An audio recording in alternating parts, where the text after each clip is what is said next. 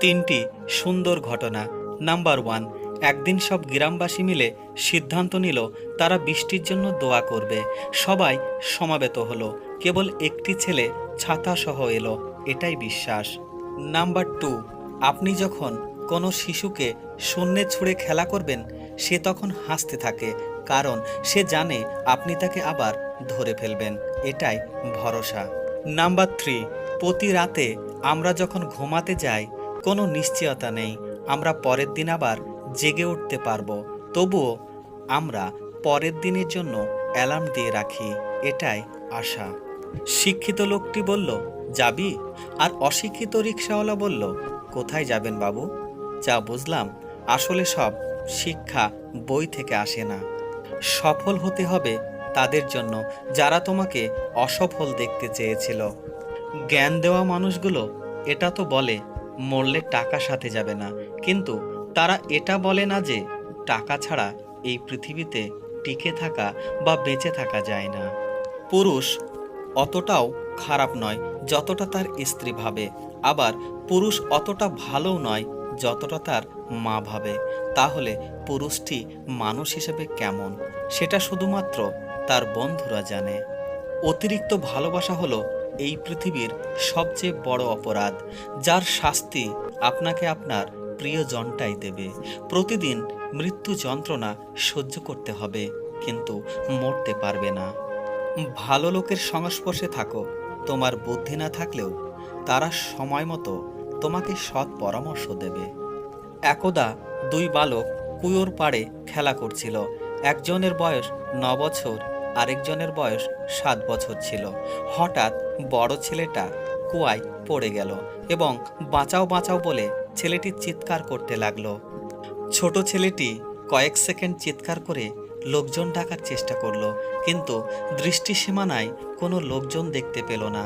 তৎক্ষণাৎ কুয়োর পাশে রশি লাগানো বালতি দেখতে পেয়ে বলল, চিন্তা করো না, আমি বালতি ফেলছি, তুমি বালতি ধরে ওঠো। একবার বড় ছেলেটা টানে তো একবার ছোট ছেলেটা টানে।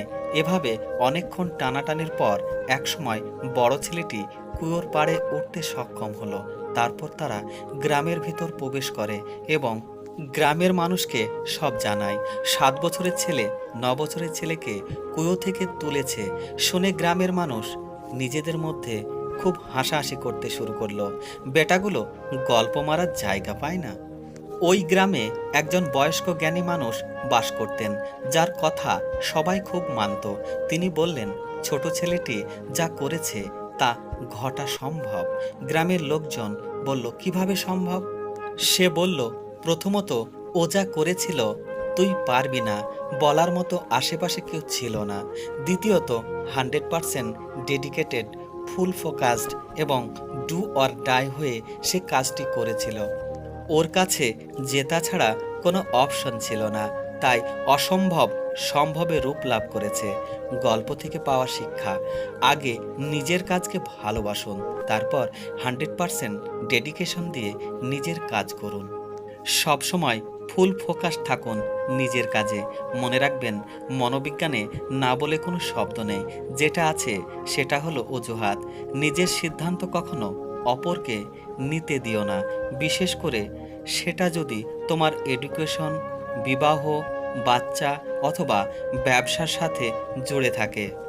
জীবনে সুখী হতে চাইলে মোটা মেয়েকে বিয়ে করুন, কারণ গবেষণায় দেখা গেছে মোটা মেয়েরা সব কথাতেই তর্ক করে না। মোটা মেয়েদের সাথে যারা প্রেম করে তারা বেশি খুশি থাকে, কারণ তারা একটু ঝগড়েটে কম হয়। সন্তানের যত্ন আর পরিবারের প্রতি মোটা মেয়েদের আগ্রহ বেশি থাকে। আর সবচেয়ে বড় কথা হলো, মোটা মেয়েদের জড়িয়ে ধরলে ডিপ্রেশন কমে যায়। সিনেমাতে নায়ক নায়িকার বিয়ে হলেই সিনেমা শেষ, আর বাস্তবে বিয়ে হলেই শুরু হয় সিনেমার।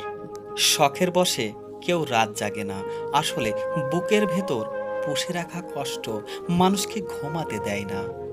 3 জায়গায় লজ্জা করলে আপনার জীবনের সবচেয়ে বড় ক্ষতি হবে। নাম্বার 1, ডাক্তারের কাছে। নাম্বার 2, সত্যি কথা বলতে। নাম্বার 3, খাবার খেতে বসে। জীবনে একটু শান্তিতে থাকতে চাইলে তিনটি মানুষের ভালোবাসা থেকে সবসময় দূরে থাকার চেষ্টা করুন। নাম্বার 1, যারা হাজারটা অপরাধ করার পরেও আপনার সামনে নির্দোষ মানুষ সেজে বসে থাকে। নাম্বার 2, যারা তিলে তিলে আপনার ভিতরে লুকিয়ে থাকা উৎসাহগুলোকে ধ্বংস করে দিতে থাকে। নাম্বার 3, যারা আপনাকে সত্য বলে কিন্তু অন্য সকলকে মিথ্যা গল্পের মাঝে বিভ্রান্ত করে রাখে। টাকার সাথে সুখের কোনো সম্পর্ক নেই। যদি থাকতো তাহলে সুখ বাজারে বিক্রি হতো। মানুষ দুটো সময় চুপ থাকে, যখন তার কথা বলার কিছু থাকে না, যখন তার অনেক কিছু বলার থাকে কিন্তু সে বলতে পারে না। শৈশবটাই ভালো ছিল, কষ্ট পেলে অন্তত চিৎকার করে কাঁদতে পারতাম। আর বড় হওয়ার পর কষ্টে বুক ফেটে গেলেও চোখের জল আসে না। বন্ধুগণ, কথাগুলো যদি ভালো লাগে অবশ্যই একটি লাইক করবে। তোমাদের একটি লাইক আমার পরবর্তী ভিডিও তৈরি করার অনুপ্রেরণা। সকলে ভালো থেকো, সুস্থ থেকো। ধন্যবাদ।